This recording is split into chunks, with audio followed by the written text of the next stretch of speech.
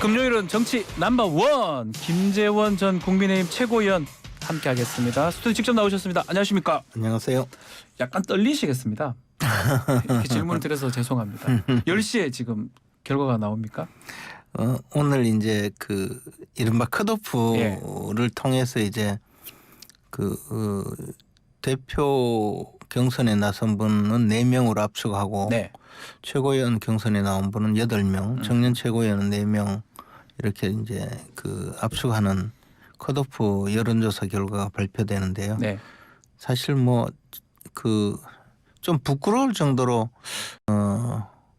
많이 이제 그 후보들이 난립하니까 컷오프가 필요한 건 사실이고 그것을 할 수 있는 방법은 현실적으로 이제 당원을 상대로 한 여론조사니까 네. 그 방식으로 여론조사 결과가 발표된 거죠. 최고위원이 13분이 출마를 했네요.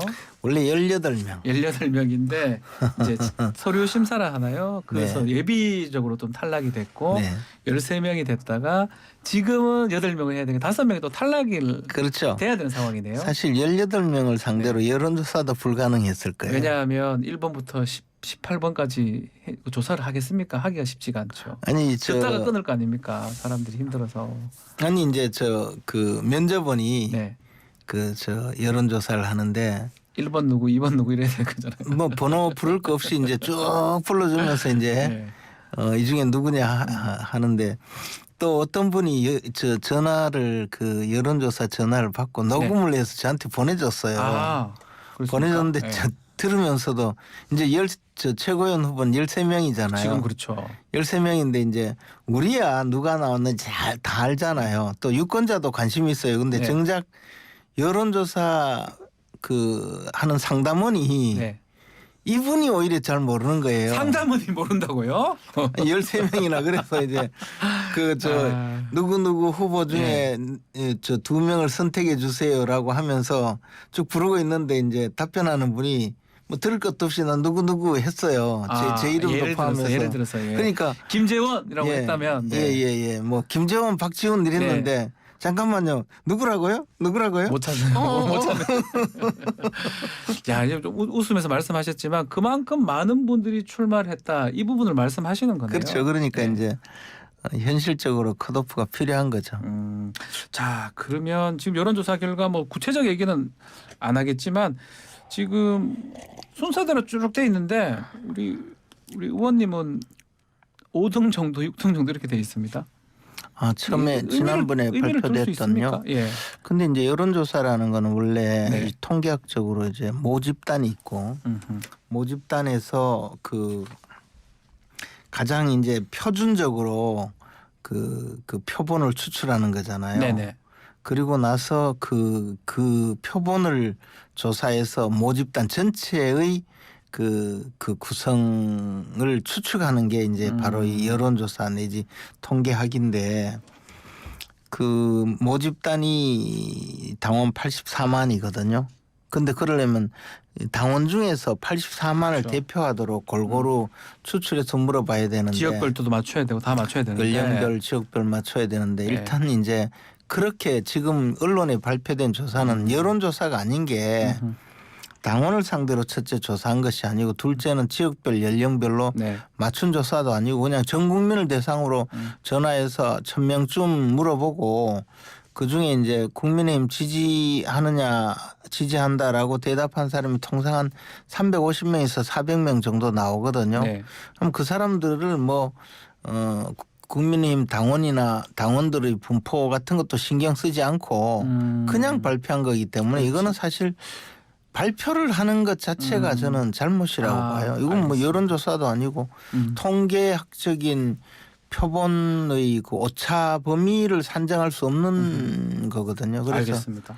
그냥 단순히 인기 투표한 것 아닌가. 인기 투표다. 지금 보니까 84만 명이 확정된 선거인단인데 수도권이 37%, 또 영남 TK 지역 TK는 21%로 줄었고 합치면 또 38%, 39% 얘기를 하고 있고요.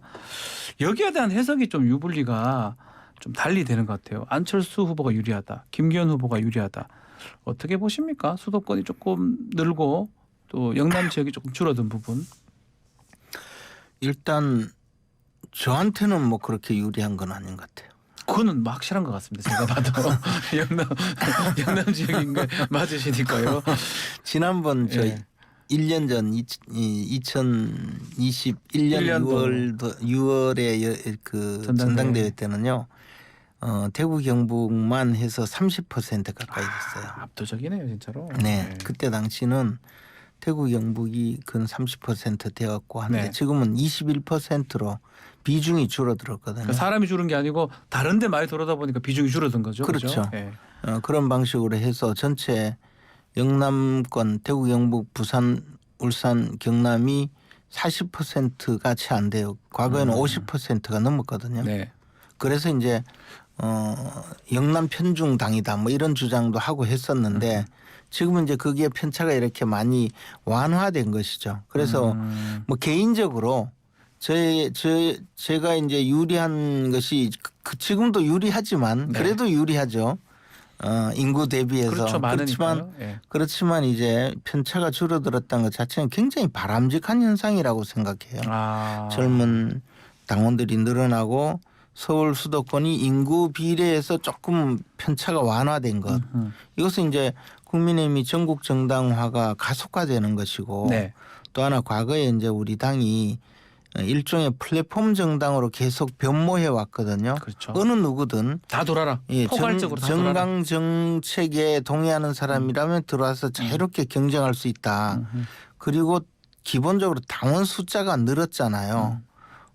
그때 당시에 25만이 안 되던 당원에서 지금 이 선거인단이 84만으로 되었거든요. 예. 이 자체가 사실은 바람직한 현상이기 때문에 누구에게 유불리를 따질 것은 아니라고 아니다. 보고요. 예.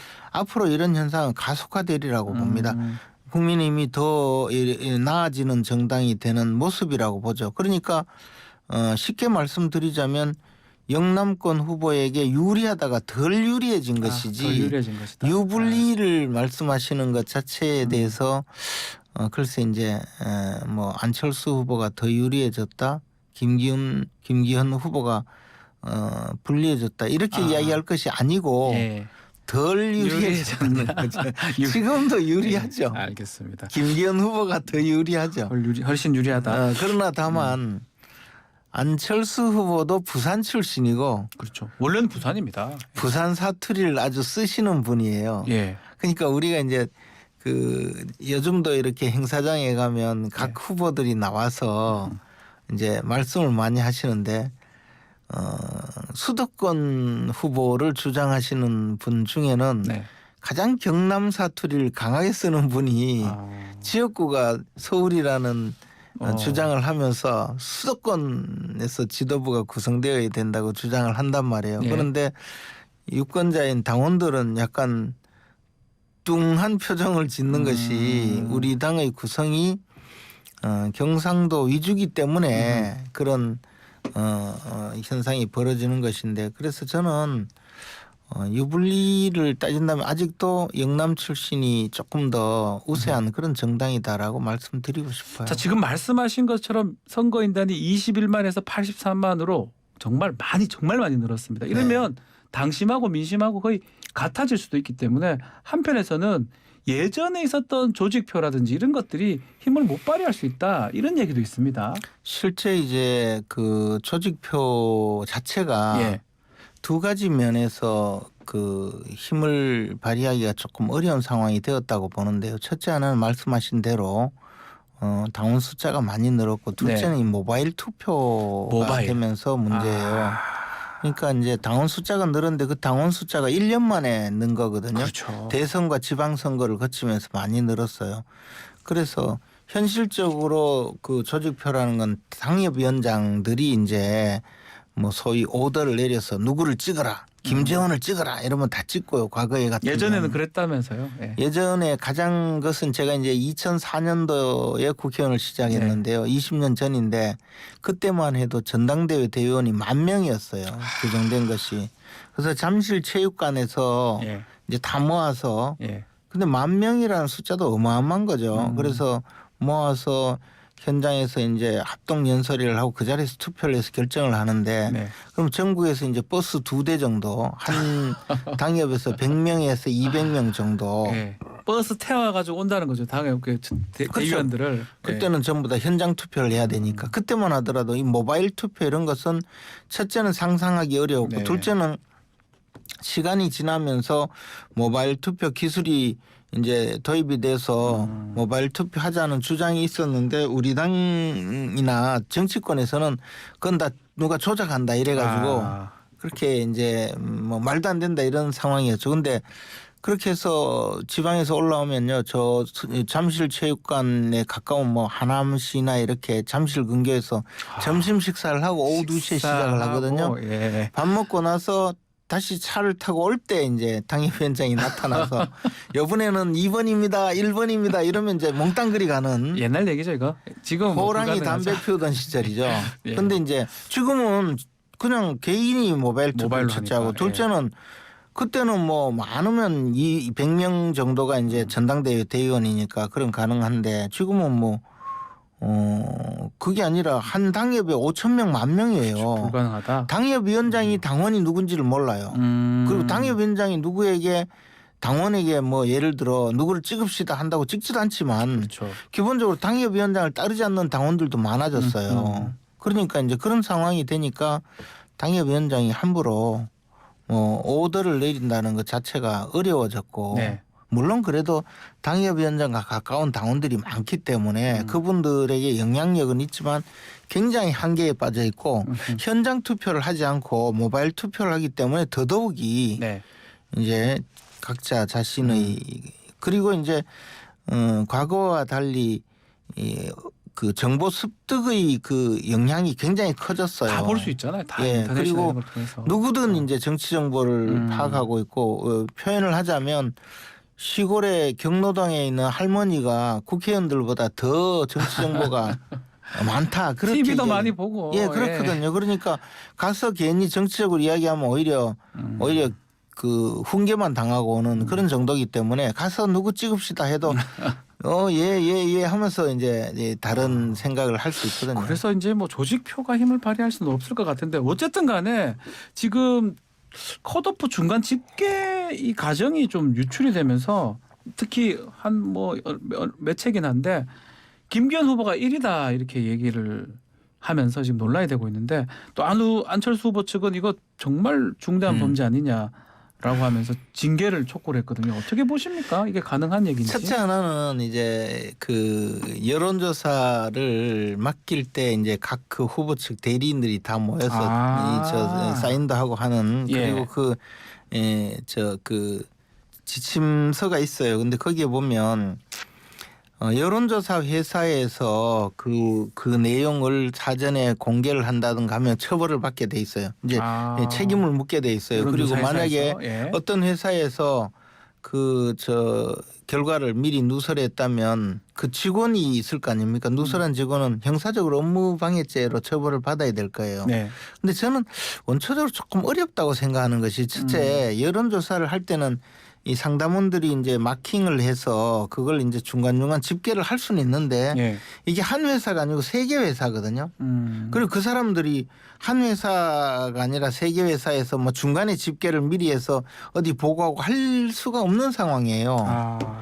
그리고 두 번째는 만약에 그렇게 했다면 이거는 뭐 크게 받겠죠. 근데 이제 시스템적으로 저는 좀 어렵다고 봐요. 그리고 과거에 저도 이제 이런 실질적으로 실무적인 업무도 담당하고 해봤는데 보통의 경우 여론조사에서 다 그 정리가 되더라도 자기들이 함부를 보고서로 만들어서 밀봉을 해서 당으로 제출을 하면 그것을 오늘 오전 10시쯤에 현장에서 개봉할 거예요. 거기서 개봉을 한다는 거죠. 네, 그리고 합산하고 그러지 미리 볼 수 있는 체제가 아니거든요. 그리고 그러니까 저는 이제 그게 뭐 예를 들어 김기현 후보 측에서 이제 그런 정보를 흘려서 언론에 보도되게 함으로써 예를 들어 유리한 국면을 만들려고 했다고 한다면 뭐 그건 아주 고도의 또 이제 전략일 수는 있는데 실제 여론조사 결과가 흘러나왔다고 보지는 않아요. 네. 그리고 이런 문제가 있기 때문에 저는 앞으로 어떤 형태든 여론조사가 선거판에 끼어드는 것은 막아야 된다고 그렇게 해서는 안 생각해요. 된다. 예, 그 여론조사 말씀이시군요. 자체가 굉장히 부정확한 것인데 여론조사 결과 자체를 가지고 투표로 환산해서 반영하는 것 자체는 잘못이라고 보죠. 그러니까 어쨌든 저는 그 보도 자체가 신빙성이 별로 없다. 네. 그런 생각이에요. 알겠습니다. 시간이 좀 다 돼 가서 지금 좀 현안 질문 한번 요거만 드려보겠습니다. 곽상도 전 의원 무죄 판결 좀 후폭풍이 좀 거센 것 같은데요. 또 검사 출신이기도 하고 법조인 출신이니까 어떻게 보셨습니까? 근데 저는 사실 처음부터 뭐 50억이라는 숫자와 그때 네. 당시 이 대선 전에 이 대장동 사건의 중요성 때문에 사실 뭐 조금 그 문제가 된 건 사실인데 그리고 사실 퇴직금으로 50억 줬다는 거는 좀 사리에 맞지도 않고 하기 때문에 판결문도 그렇게 나왔고요. 당연히 그 의심을 받을 수밖에 없는 사안이었지만 그러나 뇌물을 준 사람 뇌물을 줬다고 기소된 사람과 받았다고 의심을 받는 사람 모두가 대가성 문제에 대해서 전혀 그 인정하지 않는데 네. 그러면 막 쉽게 말해서 살인죄라고 했는데 사람이 죽지 않은 거하고 똑같은 쉽게 상황이 말하면 그렇다는 됐거든요. 거죠. 그러니까 아니 뭐 입증이 안 되는데 그걸 가지고 이제 안 된 겁니까? 이제 못한 겁니까? 저는 입증이 안 된다고 안 된다고 봐요. 보시는 겁니까? 예, 왜냐하면 뭐 이게 뭐 마땅한 어떤 직무를 집행한 내용이 없잖아요. 그 직무 관련성 자체가 없는데 그것을 입증할 수 있을까? 저는 처음부터 이게 무죄가 될 가능성이 많구나. 그런 가능성이 있다고 생각했어요. 보셨군요. 예. 그렇지만 이제 정치적으로 우리가 대선을 앞두고 있었고 또 하나는 이제 의심을 받을 수밖에 없는 사안이 있고 사안 자체가 중대하니까 네. 뭐 이제 어쩔 수 없이 정치적 책임은 졌고 법적 책임의 문제는 전혀 다르다고 보죠. 그거를 가지고 뭐 법원을 공격하거나 또 검찰을 공격하는 것은 사리에 맞지 않다고 봐요. 알겠습니다. 자, 오늘 말씀 여기까지 듣겠습니다. 김재원 전 최고위원과 함께했습니다. 감사합니다. 고맙습니다.